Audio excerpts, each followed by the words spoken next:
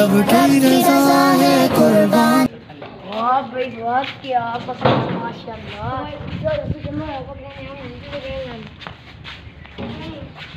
वाह भाई वाह, मालिक क्या प्यारा चाहत है अल्लाह को खून और गोश्त नहीं, तकवा ज़ुहद की चाहत है।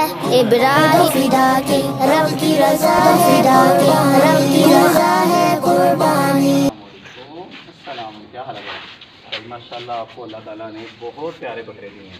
ठीक है बेटा, तो ये सारे आपके भाई हैं, ये सभी क्या हैं? भाई है। अल्लाह ताला ने आपको बकरे दिए हैं, तो आपके वालिदैन को तौफीक दी है कुर्बानी करने की। तो आपको ये चाहिए कि आपके जितने भी मोहल्ले के दोस्त हैं, साथी हैं, तो आप उनको सब को भी इसके साथ शामिल करो।